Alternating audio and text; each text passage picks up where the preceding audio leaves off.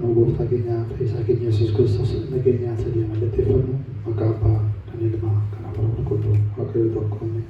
Maqaa Abbaa kan Ilmaa kan Hafuura Qulqulluu Waaqayyo tokkoome. Maqaa Abbaa kan Ilmaa kan Hafuura Qulqulluu Waaqayyo tokko. Ameen. Kabajamoo abbaa keenya lubaa Saamu'eel akkasuma obboleetti koo Daakunoon abbooliin harmooliin qeerroof qarreen ijoolleen xixiqqoon akkasuma karaa sooshaal miidiyaalee warroonni du'achaa jirtan maatiin Fayyisaa Addunyaa maatiin Waaqayyoo nagaan Waaqayyoo bakka bakka jirtanitti isiniif haa baay'atu. Akkam bultanii akkam turtanii akkam ooltanii maqaan Waaqayyoo abbaa keenyaa arras boris kan galateeffameef kan eebbifamee nuuf haa ta'u.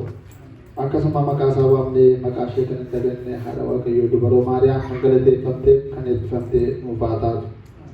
Hundumti keessanii baga nagaan dhuftanii baga nagaan geessanii egaa guyyaadhaa gara guyyaatti sekendii hunduma isaa eegee Waaqayyoo guyyaa amma kanaa bakkee kana keessa nu eegee nu tiksee iddoo kana guyyaa har'aa Waaqa dhufnee Waaqayyoon galateeffannu nu taasisee kan nu ga'e Waaqayyoo galanni guddaan haa ta'u.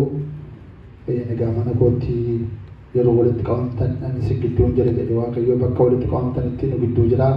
Waaqayyoon nu gidduutti waamanneerraa akkuma kanaan duraatti egaa saluutii yookaan immoo kadhannaa kidaanii nu saaqameera.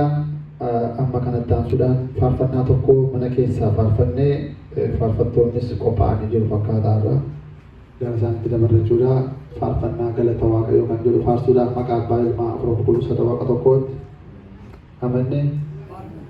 Galata Waaqayyoo guyyaarraa eebbisee nuuf kennee.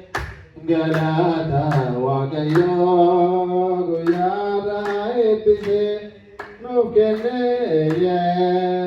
Bakka jirurraa nu waame kaayyoodhaan nu ga'e.